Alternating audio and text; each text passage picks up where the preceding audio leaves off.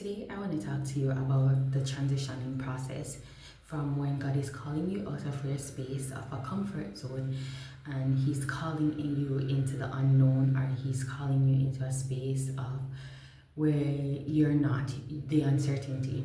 Thank you, Holy Spirit. So, I was going to talk about a little bit about my journey with regards to this whole entire space.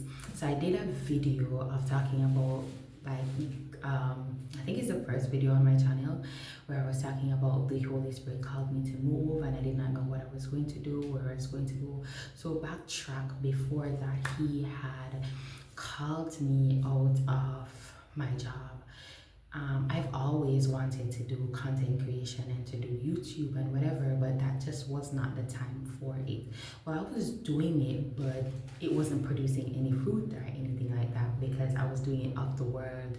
I wasn't doing it His way. So He started to move and shift some things in my life. One thing that I've learned with regards to this whole entire process, if I can be honest, it's going to be hard. It's going to be hard. To be obedient to God is hard. To be obedient to God takes discipline. It takes grace. It takes grace to hear what God is telling you to do and do what He's telling you to do. Like literally, I'm gonna leave the video part 1. I think I have a part 1, part 2, and a part 3. With regards to my moving journey, I'm gonna leave that in the description box, so if you want to watch it, you can go ahead and watch it. But it takes grace to leave out of your comfort zone to go into something that is unknown. Like when the Holy Spirit called me and told me that, okay, I want you to move and whatever, I'm like, okay, God. So I was thinking in my mind that I'm moving to, my own apartment or whatever. But that was not the case. That was not the case, and it took so much out of me to hear people around me and people talking and people saying that, okay, you are not supposed to be doing this with these kids. It doesn't look good for you to be moving from place to place and from here to there with the kids. So I kept like my family out of it, but we were talking about like people that would see me on the roadside and all of that. It was a ghetto space. I'm not going to lie, it was like really ghetto. It was really ghetto. But I've learned to also not lean on my own understanding and to be of a good steward to the season and the positions and the shifts that God is doing in my life. I've also learned that everything that I've gone through is not only for me but for the people that I'm called to. So I had to go through that space of uncomfortability because there's going to be a mom that God is going to call to move out of her place of uncertainty, to get out of a space of uncomfortability. Probably she's facing eviction because I was also facing somewhat eviction as well. But God sustained me. When I look back on my process, and I'm still going through my process, but when I look back on that part, I thought that thank you, Holy Spirit, I thought that was one of the most fearless things that I could have ever done in my life, but yet still He carried me. Like I asked Him to carry me. Like I can't do this by myself. You want me to do this? I need you to help me to do this. I need you to help me to give away everything that I have, pack up my 2 kids, travel with only 3 things, not knowing where we're going to sleep in the night, not knowing what's going to happen the next day, not knowing anything at all, but just I'm just leaving it up to you, God. And literally He carried me through some of, even with regards to my transition, some of the spaces that I've been wasn't comfortable, but He was teaching me how to be effective in an uncomfortable space, in an infected environment. Like 2024 was the year of character building for me. I would not call that the worst year of my life. I would say that year was the year that God molded me. He built my character.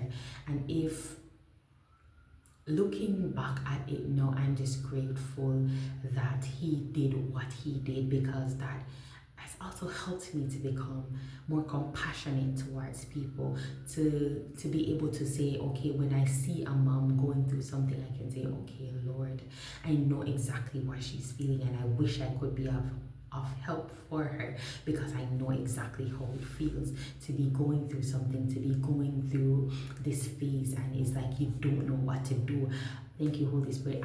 He's bringing back to my remembrance that I had to try so much during my process and during my transition not to have a bitter heart against God, because God, why you have me sleeping in this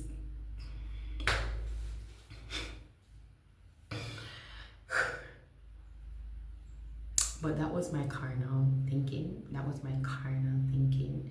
That was my carnal thinking, because I survived. I survived. My kids are okay.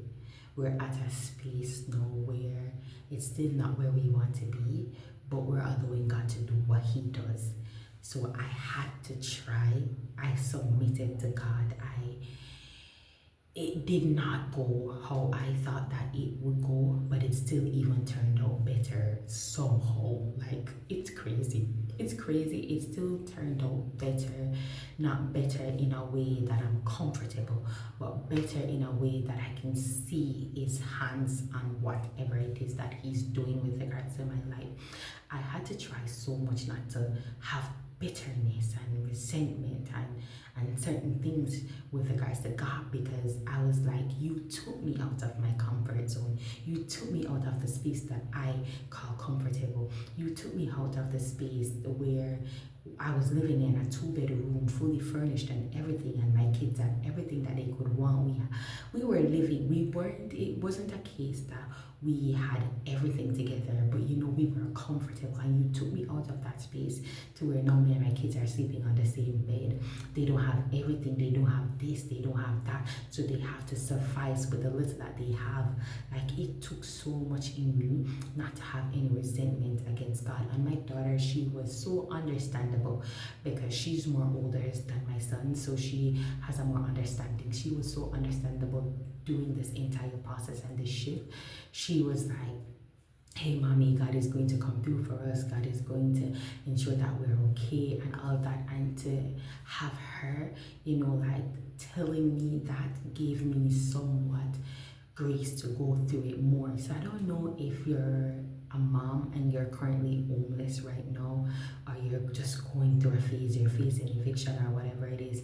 I just want to come on here and tell you that God will see you through this, because He did it for me. I'm not at a space where I'm 100% comfortable, but I can say that God has been providing for me and my kids. If He's calling you to step out and do something that He's telling you to do, and you're scared and you're afraid to do it because you don't know what the outcome may be, you don't know what it might look like, I want to tell you that you need to step out into the uncertainty, step out of the boat like Peter, and trust and believe me, I can see.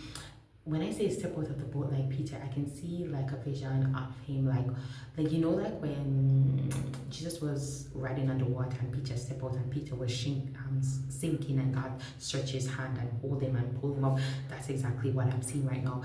But if you're going to sink, just know that God is going to be with you. Whatever it is that you're going to go through, just know that at the end of the day, He will be there. He will suffice you. He will provide for you, because He is Jehovah Jireh. Thank you for watching. I'll see you in my next video.